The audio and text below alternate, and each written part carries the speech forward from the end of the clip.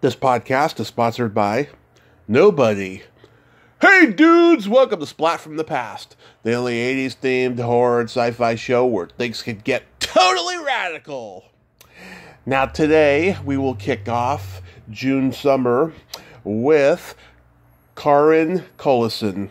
Now, Karin and I were supposed to do this last week, but then, things got busy, or what have you, and we're going to talk today. She played a nurse in I Never Promised You a Rose Garden, which is turning 45 this year. She was also the woman who gets killed at the beginning of the classic sci-fi film Time After Time. And, she's had an interesting career. She started out as a child in England and, came to the States and then got out of acting for years and went into journalism and psychotherapy and what have you. And now she's back in acting. She was in The Comedian with Robert De Niro and Charles Grodin and Danny DeVito and all of them. And we're going to talk about all of that stuff today, and I can't wait.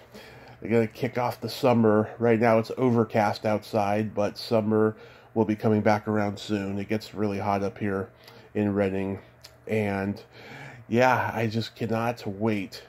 I'm going to be 39 on Monday. Can't friggin' believe it. It's crazy. I'll be 40 in a year.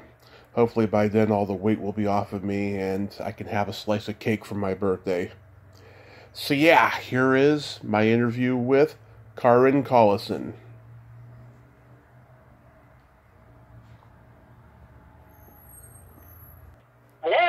Hey, Karin, welcome to the show. How are you today? I'm fine, thank you, Tommy, yeah. This is such a great honor. Thank you for taking the time today. Well, it's my pleasure. I'm glad we finally made it work. Yes, absolutely. So, going back in time, I was reading that you have been a professional actor since you were 8 years old. Were your parents actors too? No, my mother was a would-be actress, but circumstances, i.e. a deadbeat dad, yeah, did it impossible for her to pursue that, so she then became a working woman. She was in stage management, and just before, she died quite young, but before she died, she'd moved up to company manager in the English theatre. Mm-hmm. So she instilled a love of acting in you? Yes. Here's the thing. I had a nanny, mm-hmm. and I was a wee thing, who taught me to read very young. I was reading, quite rigorous stuff by the age of 3. And I don't remember my mother talking about acting or anything mm-hmm. At that age. And I have quite clear memories from that age. I think maybe the first thing was the classic example. I was at what they call in England a convent, which mm-hmm. means parochial school. Right. When I was growing up, you didn't say I went to a parochial school, you say I went to a convent.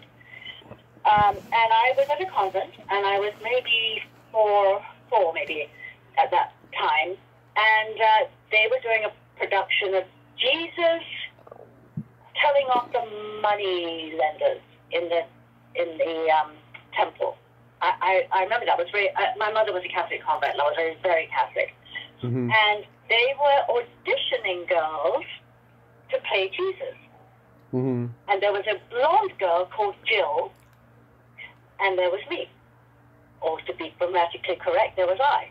Yeah. Anyway, so I beat the blondes out, and I had that distinct classic experience of being on the school stage with the audience spread out in front of me, saying whatever it was that Jesus was told to, the script said, like, you are moneylenders, leave the temple, or whatever it was that I had to say, and the rush that I got from that.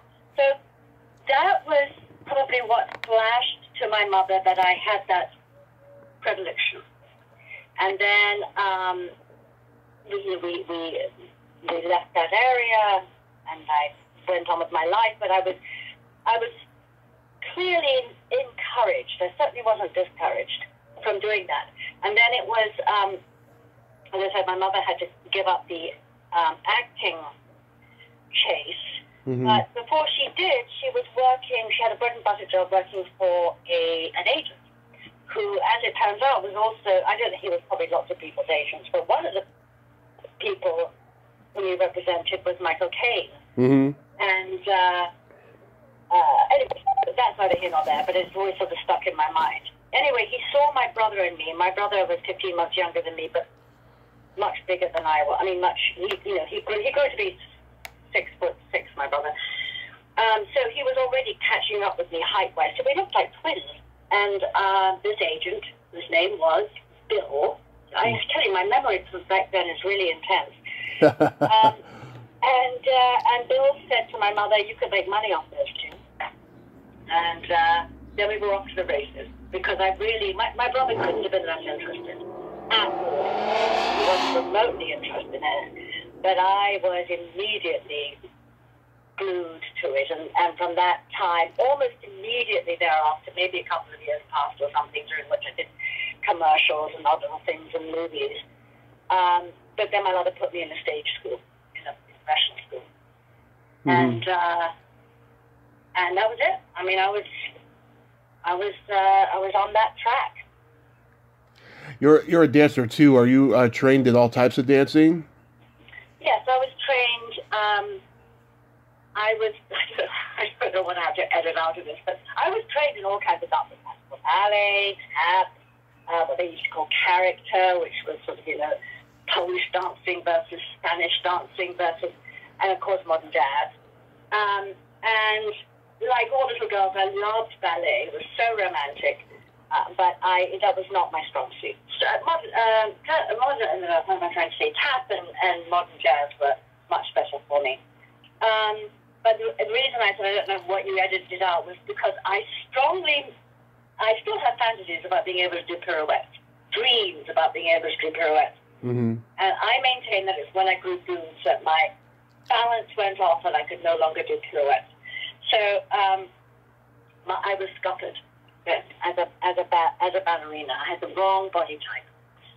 So that was it. Mm-hmm. But my first love was always being an interpreter, i.e. an actress. Yeah. Did you get to work with big name actors on stage back then? Yeah. I mean,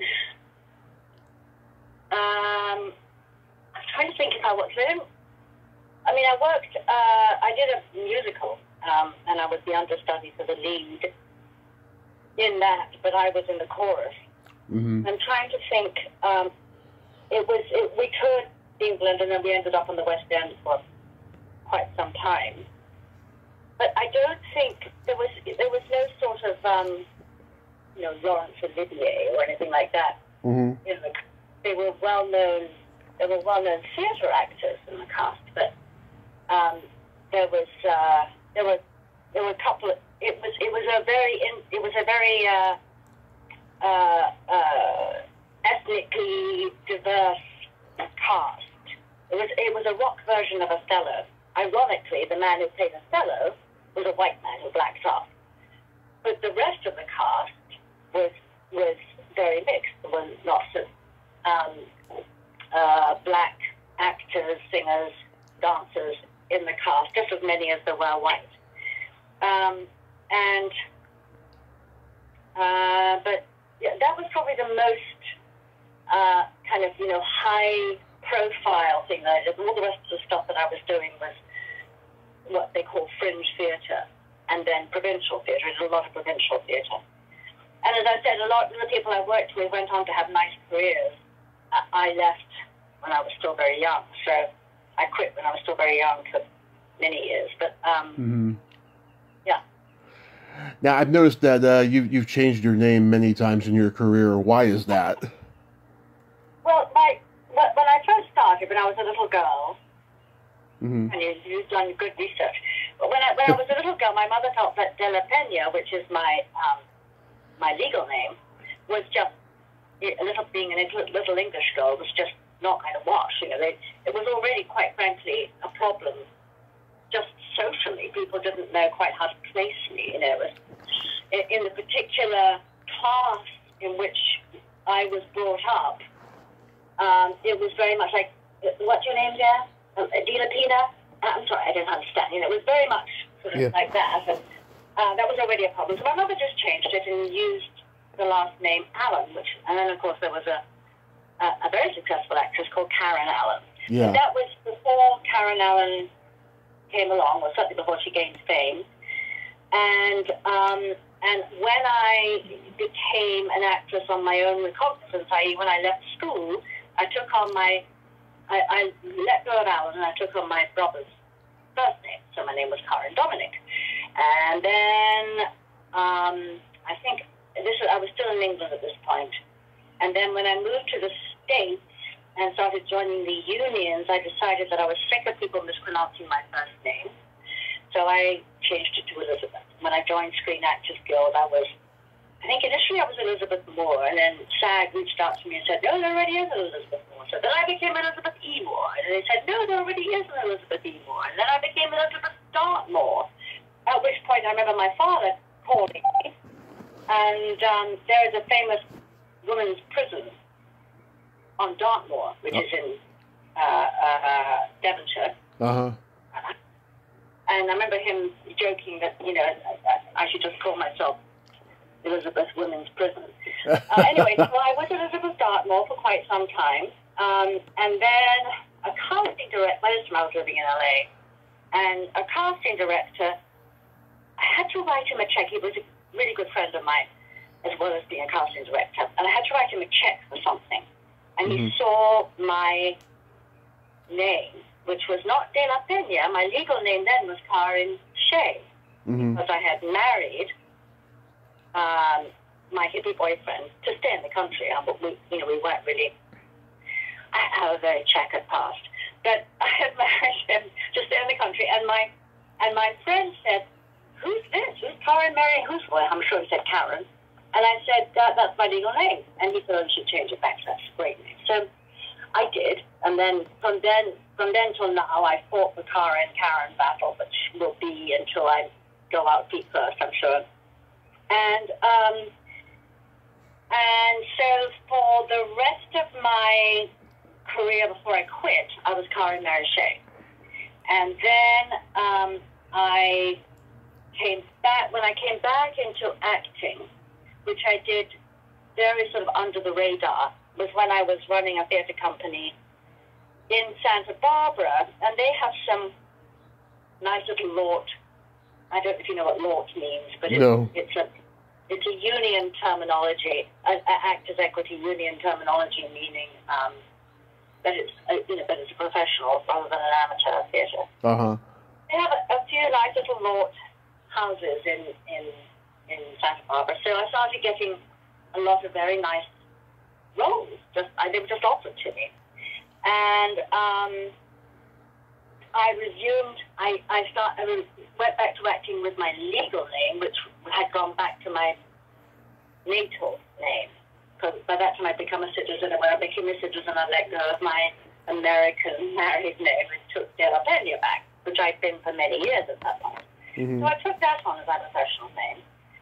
And then when I moved back to Los Angeles, I realized after several years of doing some lovely work, it was great fun working in Santa Barbara, because as I said, I never had to audition for anything. People just offered me stuff, and I go, oh yes, of course I'll play Amanda in Private Lives, or Hermione in 12th Night, Witch's Tale, or whatever it was that I was being offered, and there were some scrumptious roles.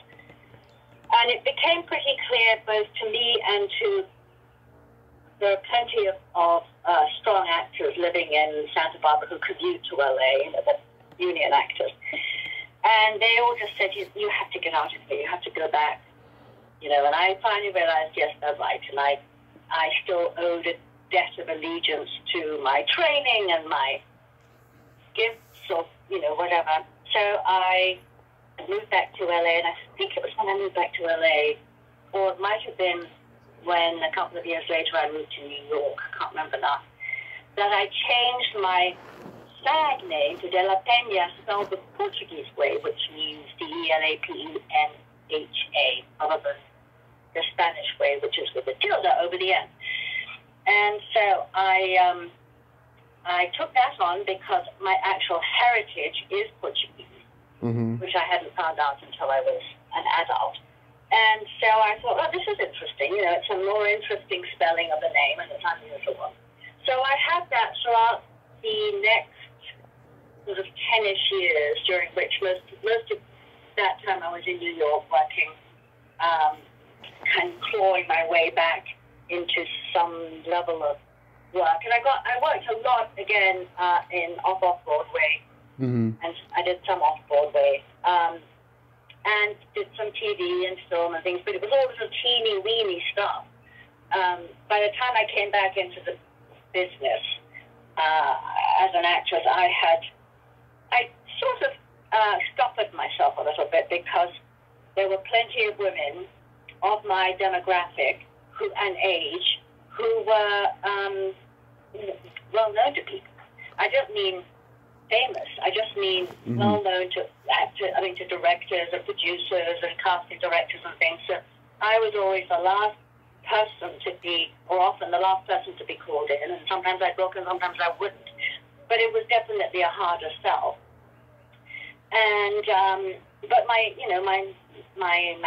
reps liked me, and so they kept sort of pushing me. And then I by this time got married, and we decided that LA was the way to go, both for my professional needs, but also for family reasons. So we moved back up to LA.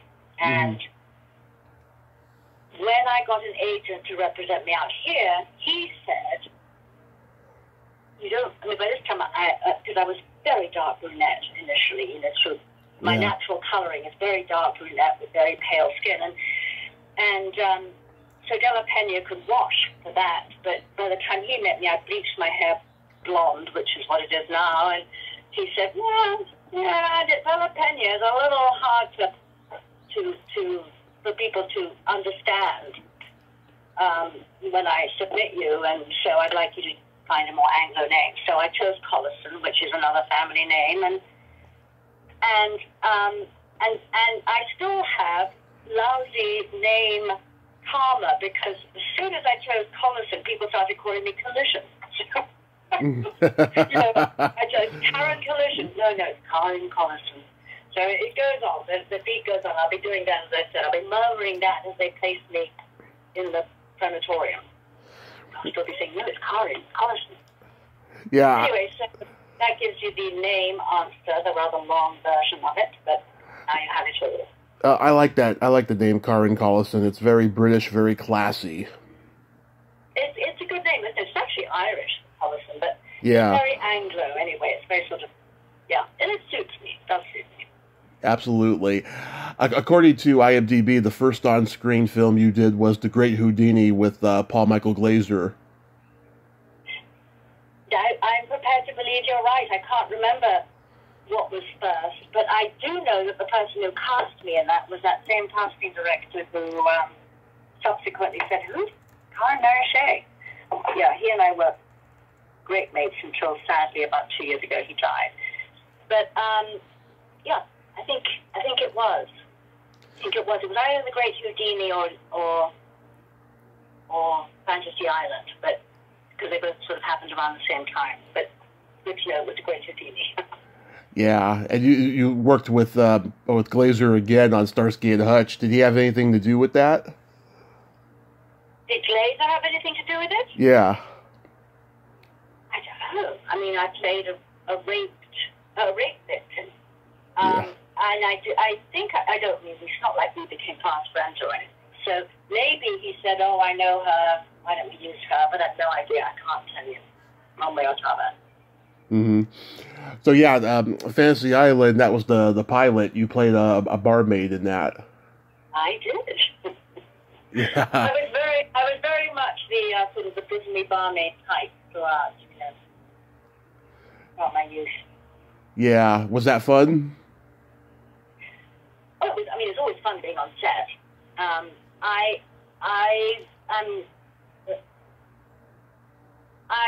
honestly think that the body type was deterrent. You know, I came up with people like Jane Seymour and there's a wonderful English actress called Sherry Lungi, and Yeah. they were all of a much leaner body type.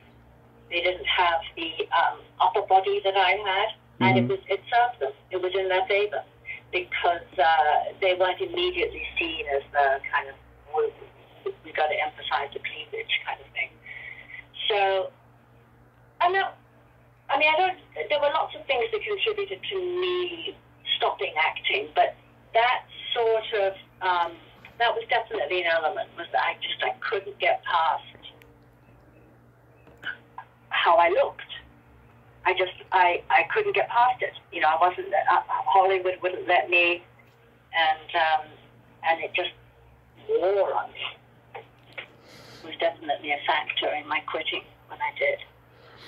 Did you think that Fantasy Island would become a hit series, or did you just think it was just just another job? For me, it was another job, and a job I was delighted to have. I remember working with Wilfred Hyde White, who was Yeah. an actor I'd known since I was, known of since I was a wee thing, and that was kind of thrilling. And that was the scene that I did was with him, and yes, I was there in Hollywood auditioning and working when I could and doing this, that, and the other, and I think it was just another job. I didn't have any sense of how the business side of things worked and what would constitute a successful. I didn't even think about it, honestly, Tommy. Mm-hmm. And Ian Abercrombie, he was the bartender. He was a great actor. Ian and I became fast friends. You know, I'm sorry that I didn't even think about Ian. Yes, Ian and I became fast friends and stayed fast friends throughout my leaving the business and up until he died a few years ago. It solidified our friendship even more strongly when I moved back out here. Before I moved to New York, so it was in that little 2-year period and I was by that time a member of BAFTA, and so was he, and we became fast friends. I really adored Ian, his sister. Yeah. And a fantastic actor, yes, and a doll. Yeah, he was so good at playing scoundrels. He certainly was, and at playing snooty butlers. Remember that commercial he did about what was it that he was a butler, and he was always handing his boss something in a Rolls Royce, and I want to say it was Smirnoff vodka. Oh, okay. Yeah, it sounds vaguely familiar. Right? He was wonderful at it. Very funny. Yeah. How do you get cast in I Never Promised You a Rose Garden?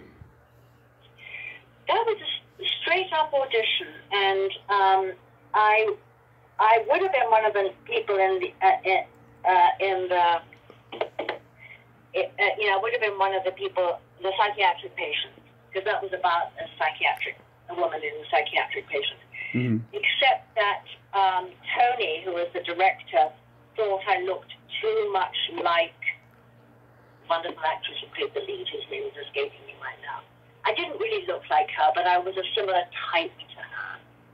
And so he made me a nurse instead, which was okay. I was just basically a muscle man. But I got the job because of it was rigorous auditioning that went on, and we all had to be psychiatric patients. And I had a wonderful time auditioning for that because there was an awful lot of improvisation. Mm-hmm. And I say Tony decided that I looked too much like, I can't think of her name, she's such a good actress. Kathleen Quinlan? Say that again? Kathleen Quinlan? Kathleen Quinlan, right. I say Tony thought that, and I think that's probably not true. I think it was probably producers who took a look at the lineup and went, no, you can't use her because it will confuse the audience. So they made me into a nurse. Yeah. It was a good experience. We spent a week working out of what may still be the vet hospital in West LA. It may still be there. I don't know. Yeah. Yeah, Roger Ebert said in his review, and he stated it so perfectly, that the material of the movie is difficult to bring to life, but Kathleen Quinlan does it with heart and sensitivity. I couldn't agree more with that statement. Yeah, no, she's a sensational actress. She really is. And I liked her. I mean, I liked her as a human being too. She was very grounded and a lovely woman. Yeah, I met her husband Bruce Abbott at a convention a few years ago, and I told him how underrated I thought his wife was as an actress, and he couldn't agree more either. No, I think you're right. It's. I mean, she does. She works a lot. She continues to work a lot. She crops up all the time, and she has a lovely career. And I think probably it was nice for her that she didn't become, like a superstar. But she certainly had the looks and ability to do so. But I don't think it's ever a fun route, or it's often not a fun route for people. Yeah, and Joanne Greenberg, she didn't like the way the movie came out. I think because it was such a low budget movie for New World. Yet it was the most expensive production they ever did. I didn't know that, but I'm sad that she didn't like it because it was an awfully good book. Did she write the script as well? Let me take a look here. I think she did.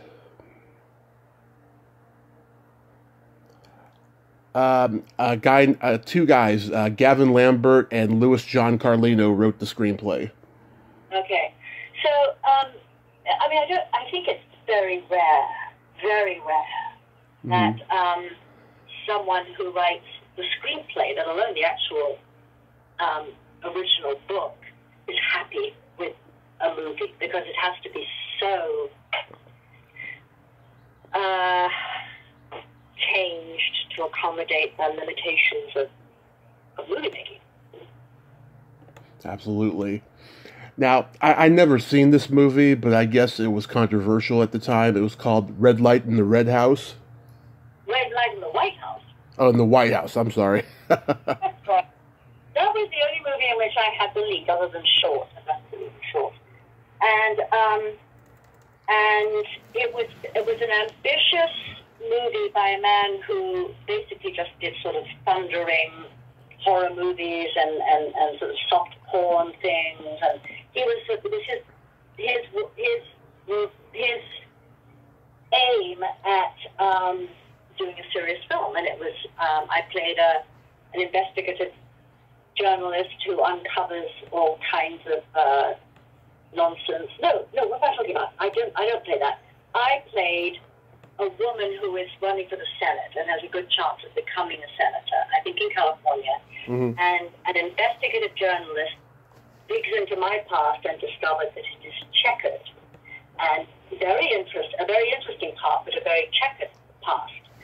And there's an awful lot of flashbacks of me having sex with this person or that person. So it sort of bordered on the soft porn. It wasn't soft porn. I mean, there was a strong dramatic arc for my character, for all the characters, and a strong sort of thriller plot aspect to it. But they certainly took advantage of me taking off my bra,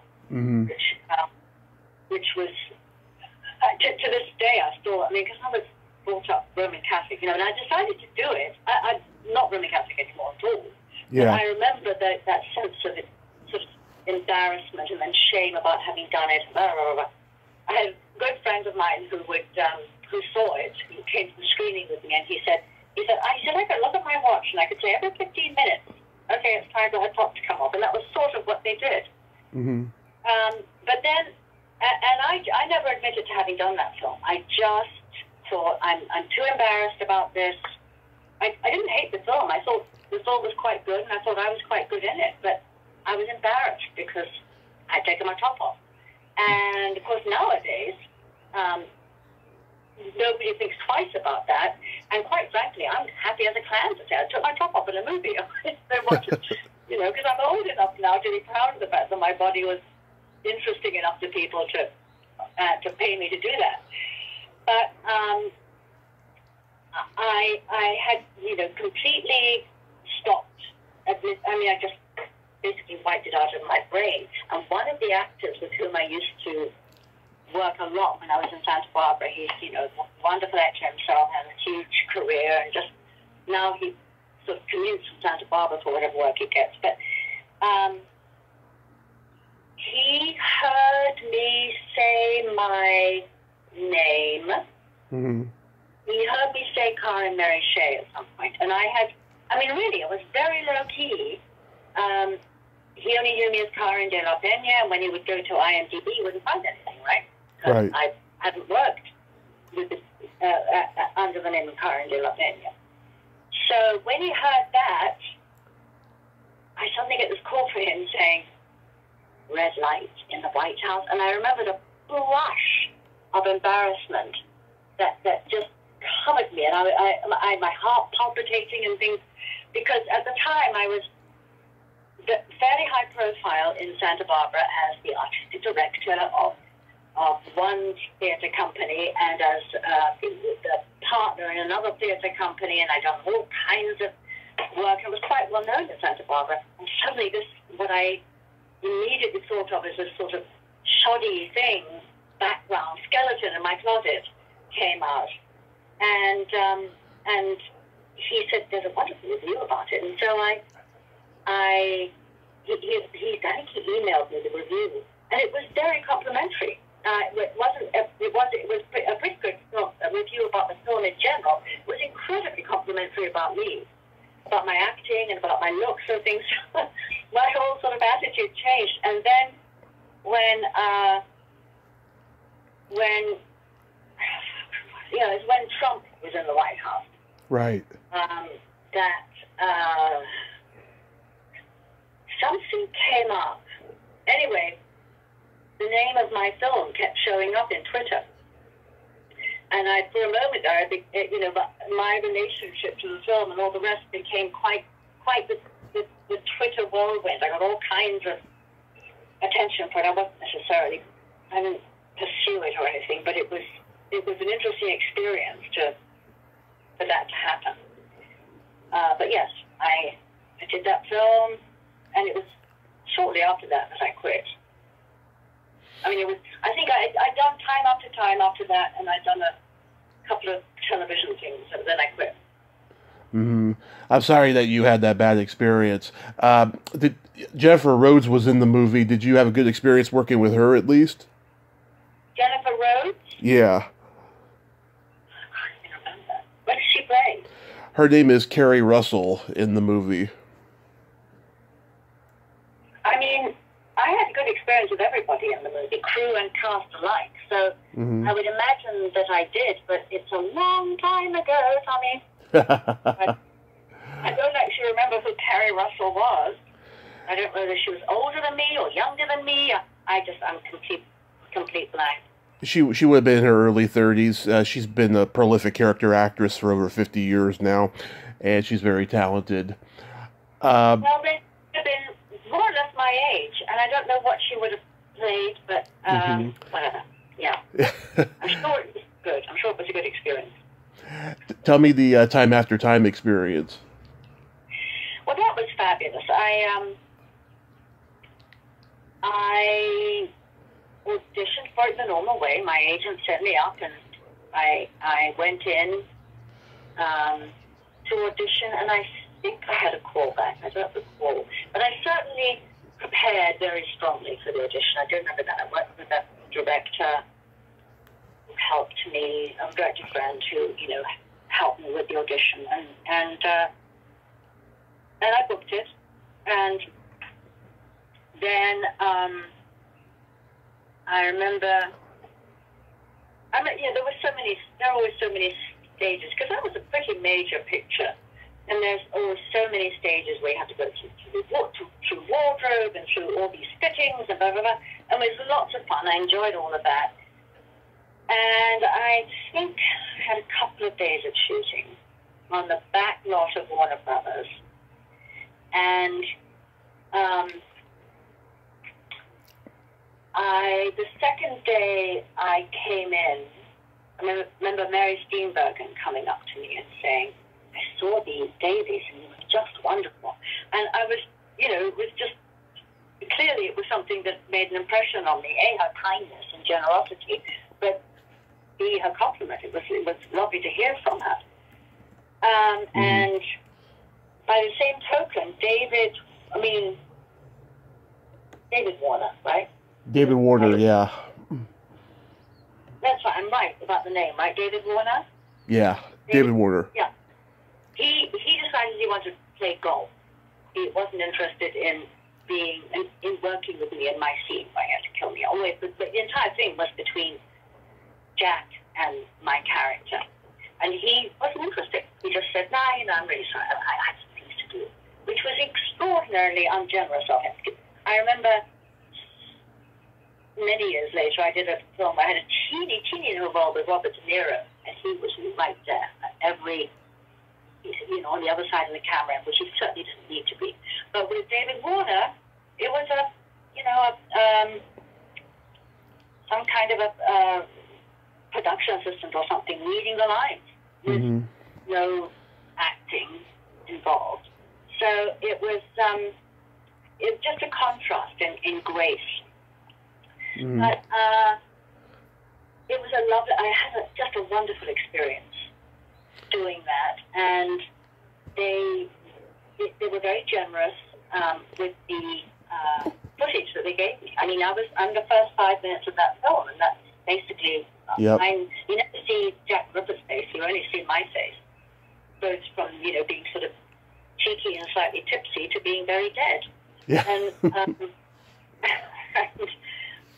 And I loved it, and it was, I just had a wonderful experience. I just loved it.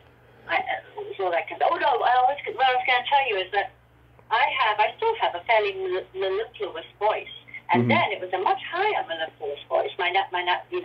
A natural placement of my voice, and I knew that she had to be, she was a whore. She probably had tuberculosis, all kinds of things. So I said to one of the production assistants, or maybe an AD or something, could you find me a sound stage? And so he took me to an empty sound stage, and I screamed until I had no voice. Now, I still had a bit of a voice, obviously. Yeah. But it was a very sort of, whiskey and cigarette voice, which was appropriate for character. Yeah. I think it's a fantastic movie. I talked to Nicholas Meyer a few years ago. He wasn't one of my favorite interviews. He was very smug and bitter with me, but I think it's a fantastic movie. And I love stuff, so I'm glad you enjoyed it. Yeah. You guest starred on an episode of 8 is Enough. How was that? Well, that came apparently as a direct result of Time After Time. The director, whose name I forget, was an African-American, handsome African-American. I think, I may be conflating this, but I have a feeling that he was the man who was married to Channing. Kyle Daly. Tyrell Daly? Oh, Tyne Daly. Tyne Daly. George Stanford Brown. I don't know if that was who directed it. I might have conflated that. Jack Bender directed it. Oh, never mind that. I'm wrong.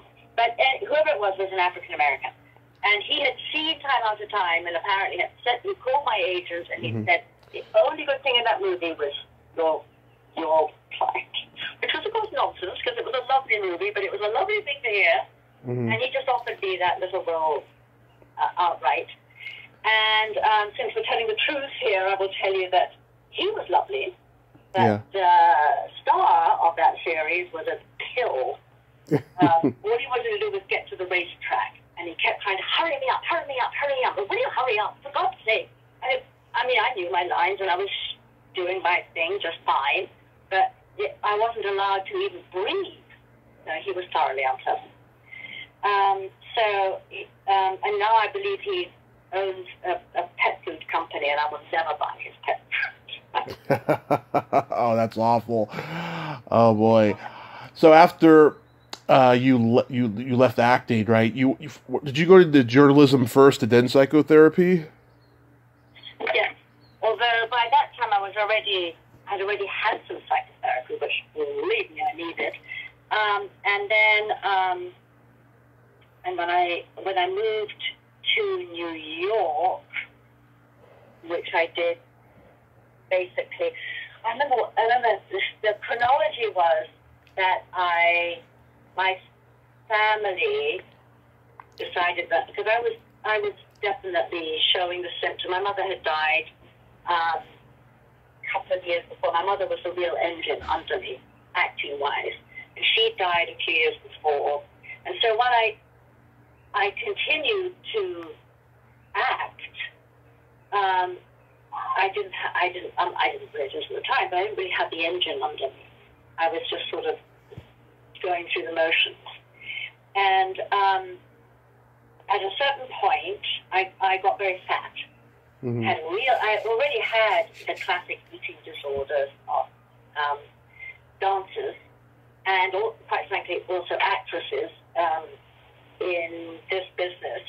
And I was a bulimic, and I was a yo-yo dieter, that sort of thing. And when I went into therapy, I stopped all of that, joined the Overeaters Anonymous thing, which is part of the AA route, and blew up because I was no longer throwing up and doing all of that stuff. And my family then realized that here was the evidence of pathology, or certainly neurosis in me. And they said, they encouraged me to go and live with my brother and sister-in-law just outside Paris, which I did. And quite honestly, it shifted my world for me. I certainly became more sensible in the way that I ate and lived my life, and became healthier in that sense. But also, I saw how normal people lived their lives. It was a revelation to me, because since I was very little, I had been told that I was an actress and I had taken it on whole cloth, and the only thing to do was to sit by the phone and, rush off to the next audition and pray for the next job. I mean, I remember, this is a tangent, but Mm-hmm. I remember when I was still living in England, I had done a very successful fringe production, and some guy had seen it, and at the same time, it was no longer on. I was done with that job. Mm-hmm. And my grandparents, who were quite wealthy, offered to take me on a cruise from England to South Africa and back.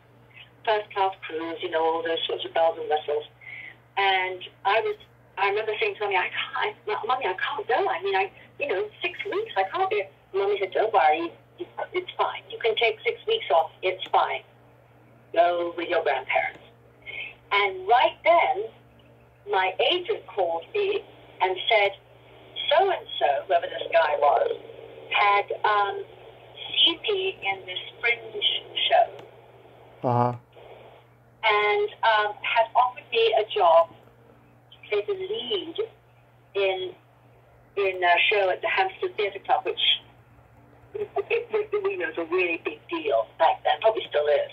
Mm-hmm. And so, my ears picked up, and it was going to conflict with the cruise and blah, blah, blah, blah. And then he said, you are to play a blow-up doll. You'll be naked throughout the entire time, and you won't say a word. And I was even considering it. I mean, my mentality was such that, and I said to Mommy, should I do it? And she said, no, darling. And she spoke to the agent Howard, and they both said, no, you go on your cruise. You take your cruise. But that's how blinded I was to anything outside of being an actress. So when I went to live with my brother, who was going to a business school at the time in just outside Paris, and his new wife, and met all their friends who had regular jobs and were going off on ski vacations and that sort of thing. Mm-hmm. And my jaw dropped. I had no idea what it was like to live a quote-unquote normal life. It was an absolute revelation. Yeah. So when I came back to LA, after, however long it was that I stayed with them, I think I was out of this country for about 4 months in Europe and England. Mm-hmm. And when I came back, I pretty much decided that I was done, and that I was going to stop acting. I will tell you, again as a tangent, that my bread and butter job was before I went on this sojourn to Europe, mm-hmm. and after I came back, which was only to pack up and leave Los Angeles, was working as a guard. That was my title. It didn't mean that I walked around with guns or anything. At the original American Film Institute, in what's called Greystone Mansion now. Mm-hmm. And so I remember going back to that, and anyway, that's just sort of, bringing in. It was a wonderful job to have. It was just lovely. It was a great job to have, and I could take on board whenever I wanted to act. But anyway, so I came back and I quit. And moved to New York only because it was the complicity of circumstances. Suddenly I was offered an apartment at the top of a one-family brownstone on the Upper West Side, mm-hmm. In exchange, free rent, in exchange for babysitting for their 3 kids. And I would only have to do that 2 nights a week. So it was like a pretty good deal to me. So yeah. I took it. And I took it with a friend. So she and I both, she would, be with them for 3 nights, I'd be with 2 nights, and vice versa. So she and I moved there, and then I started just doing regular work, including being a receptionist for a gay porn film company that was run by some friends of mine. Yeah. This same guy who had seen my name, the Karin Collison name, he's been a constant throughout my life, and he was a producer, and his then partner was the director of gay porn films. Mm-hmm. And I didn't have anything to do with the making of the films. I was the receptionist. I was the person who would answer the phones and pass people along. Anyway, yeah. So that was my first sort of income, and then I did a few other jobs, and again fell into journalism. I hadn't gone back. No, I had not started therapy again, which is to answer your question. Mm-hmm. So I fell back into journalism. I fell into journalism. I mean, not back into it. I had taken a bread and butter job at a big company called Dun & Bradstreet, and I was in the marketing department working for somebody, and she, my boss, and the publisher of this particular group of magazines that Dun & Bradstreet owned came to blows, and she asked to be moved. She moved out of town to another job, and only agreed to move if I didn't have to lose my job. I didn't know any of this was going on. Mm-hmm. But he didn't want me still in the marketing department because he thought I was probably a spy for him. I knew none of it. But he called me into his office, and he was kind of an imposing guy. And he called me into his office one day and he said, "Can you write?" And I said, I didn't know what he was talking about. I mean, obviously I can write. Mm-hmm. But he said, I think, by that time I already had some experience. Some writing thing. I'd taken a fiction course or something Columbia. So I said, yes, I can write. And he sent me over. He said, I'm going to transfer you over to editorial. And suddenly I was a journalist, travel journalist. Flashed into it. And it was lots of fun. I got all kinds of lovely trips, and they were happy with my writing, and I stayed there, I guess, for a couple of years doing that.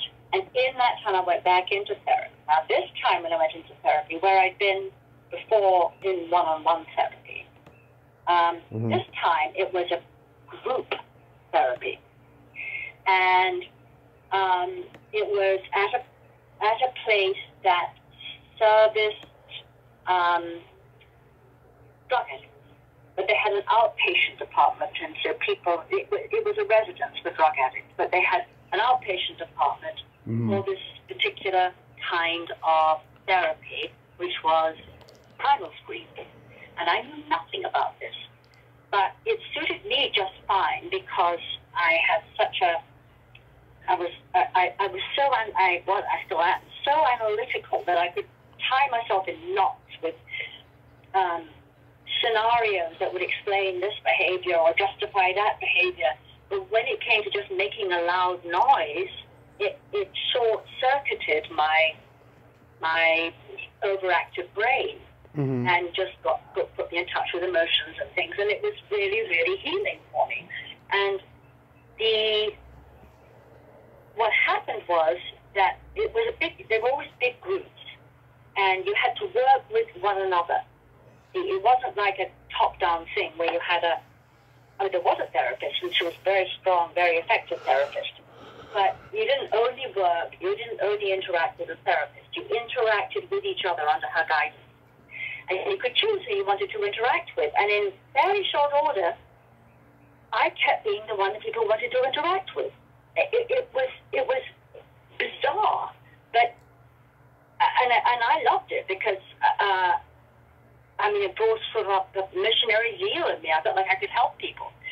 Anyway, I was still undergoing my own healing too. But after about a year of working like this, of being in this group, and I was very, very consistent and passionate about it. She said to me, I think I'd like to apprentice you. I think I think you should be my assistant, and I think you have talent in this. And that's really what tumbled me into getting my degree, and I had a private practice, both with individual therapy and also group therapy for a long time in New York, for a few years in New York, which all came about organically. I never had to market myself, and it's a very fond memory. But it was another incarnation. I feel like I've gone through all these incarnations in my life, and that was a significant one. And I continued doing that until it was time. I felt like it was time. I was cooked. I was done. I was burned out, and I moved to Santa Barbara. So that sort of catches us up a little bit. Oh, and then did I tell you that? I came to Santa Barbara, and I wasn't writing anymore. I hadn't written for ever since I left the journalism thing. I was doing bits and pieces, but I'd never written fiction. I'd never done anything that was remotely sort of creative writing of any kind. And when I started running these two little theater companies, one of them was very text-based. It was basically, I don't know if you've heard of Selected Shorts, but it's where you use actors to read top-of-the-line short story literature to a live audience. And it's a lovely, it's like audiobooks but live. And there's a very successful company that kicked it off in this country called Selected Shorts. And in Santa Barbara,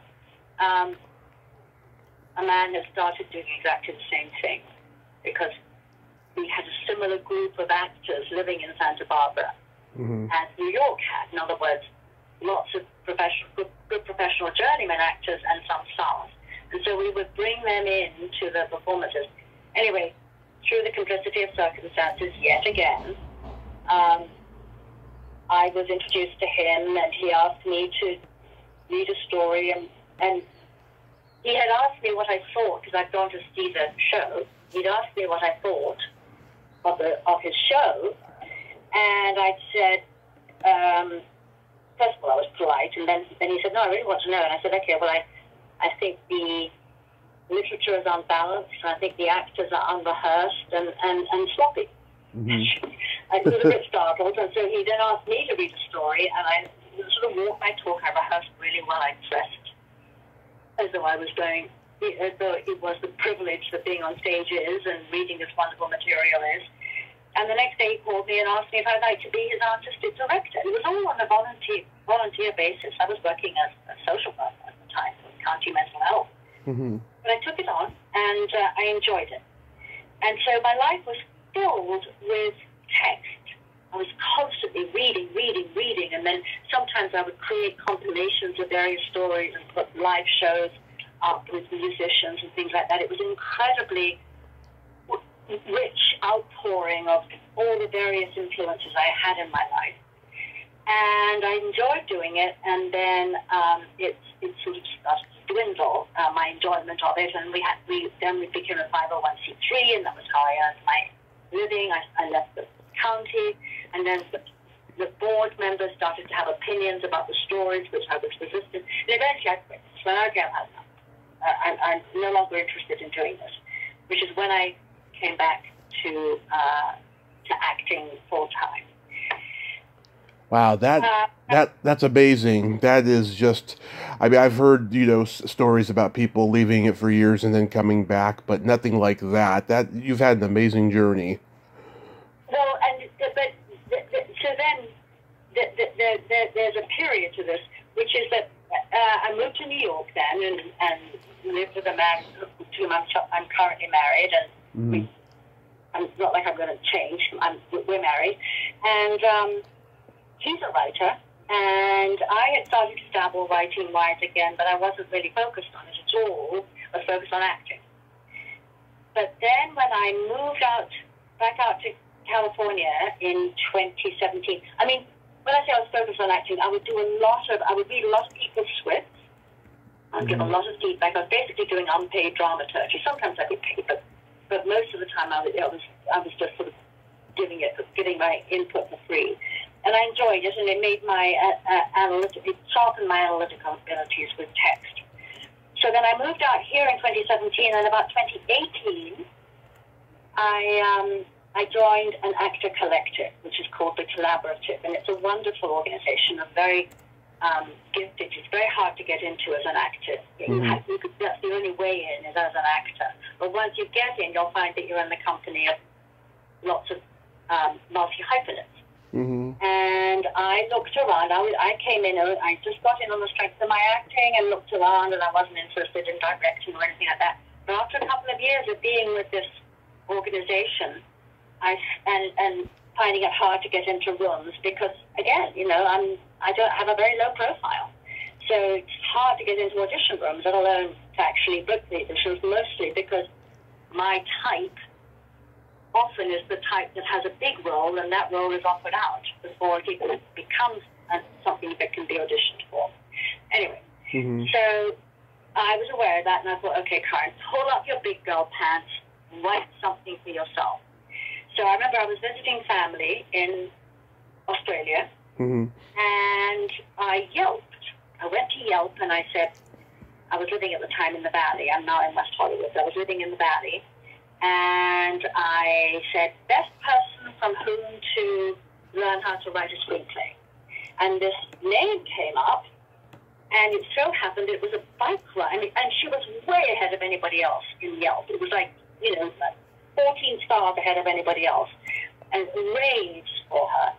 And it was a bike ride from where I was living at the time. I thought, well, this is good. It seemed like a reasonable fee. So I started screenwriting. And the long and the short of it is, she and I are still very much, I work with her privately now, she and I are still very much in touch. But I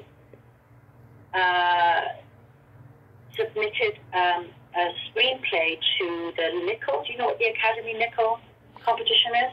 I've heard of it. Well, it's the Academy of Motion Pictures Nickel Fellowship. Mm-hmm. So it's the biggest competition in the world, screenwriting competition in the world, because it's the Oscars, you know, those guys. And I won it last year, my first screenplay. So Nice. it was just mind-blowing, you know? Yeah. I mean, there are five people who win a fellowship, and I was one of the five. So now I feel I'm very much an actress and a screenwriter. I'm equally focused on those things, along with gardening. That is awesome. You were in Taylor Haxford's The Comedian. Tell me about that experience. Well, that was the experience where I said that I worked with De Niro. Mm-hmm. And De Niro is not known for his charm. You know, he's known as kind of an introvert, really, and he doesn't. He's not this, you know, wildly. He doesn't go out of his way to be friendly with people. Yeah. And he was kind of grumpy with me, but on set. I didn't take it personally. I just realized that he was focusing really hard, and I wasn't chatting or anything. But whatever, it doesn't bear going into because it was an absolute non-event. Yeah. I just laughed at something that Taylor Hackford had said, and De Niro. We were the first scene of the. I think we might have been the first scene of the. We were the first scene in the movie, period. But I think it might have also been the first scene of the shoot. I think we were the first scene that they shot, period. Anyway, so I had laughed at something Taylor had said, and De Niro had said, and he spoke as though I wasn't there, which is pretty rude. He said, she's not going to laugh like this when we do the scene, is she? And so I said, no, I promise you I won't. I'm just laughing and let it go. And they did his shot first, and they set up for mine, and we did mine. And afterwards, he came over to me, took my hand, and gave me a kiss on the cheek. So I feel like he was sort of saying, hey, you know, you did your job, thank you, but also, sorry if I was grumpy. So I'm definitely a fan. I'm a believable fan. You wouldn't be a fan of Robert De Niro, but as a human being, I feel like he's a straight-up, decent person. That's good. Yeah, and also you've been compared to Helen Mirren. Did you get to meet her on set? I didn't get to meet her on set because you know that Taylor's her. Yeah, that's why I asked. No, she wasn't on set, but maybe a year or so later, mm-hmm. I was at a screening of some film that she'd done, and she was doing a Q&A afterwards, and I went up to her afterwards and said I had worked with Taylor, and she was charming. She was always charming. I'd met her before through other friends. I met her when she was on Broadway, and she's always been lovely. That's good. So do you have any upcoming projects you could mention? I just did a little work on a Disney series, which I think I'm not even supposed to talk about. So yeah. I'll just say that I did it, and it'll be showing up. And I continue to write. I have another screenplay under my belt, and I'm just kicking off into my first screenplay. So I have to say the screenwriting thing is enormously gratifying because not only did I get that huge vote of confidence by winning that fellowship, but they also, there's a nice big fat pot of gold attached to it, and they use that money, they pay you incrementally to encourage you to write another screenplay, which I just finished. And the other thing that it does is it just distracts you from that awful feeling of, when am I going to get my next audition? Honestly, I just feel like I couldn't care less. I love to work when I do work, but I have no attachment to any of it. And,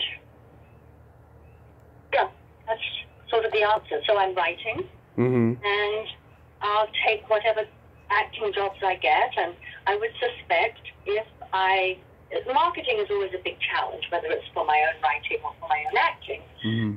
But eventually, once I think my aim is to have about 5 screenplays, and the one that I'm just about to start will bring me up to 5 screenplays. very serious about looking for to be produced unless something happens and somebody comes through before that. I haven't put any focus on that. I haven't put any focus on getting produced. I haven't put any focus on getting literary representation. So after I've got 5 of these under my belt, I will really hunker down and start looking at that. And it wouldn't surprise me if as I start to get produced, that I start to get some better acting work too, just because that's the way this business works. It's just people like you and they say, oh yeah, no, you can act. Just give you this, and then you're off to the races. So I hope so, because I love acting. I love it. I love writing too, but I love acting. Mm-hmm. Well, I think you're on the right path, Karin, and you're such an amazing person. Thank you so much for coming on today and sharing all these great stories. You're welcome, Tommy. It was a delight talking to you. It sure was. Well, you have yourself a great day, and please stay safe out there. Thank you very much. Same to you. My pleasure. Bye-bye. Well, there you have it. Karin Collison. Ain't she a sweetheart? What a nice lady, huh? She's got great stories there. That's an amazing, amazing story. How to go from acting, out of acting, back to acting again. I mean, you don't have to be a huge star to act, And with all these great people I talk to, I learn it every day, and it's amazing. Well, until next time, this is Tommy Throwback Kovac saying, there's no shame in living in the past, because the present sucks. Later, dudes.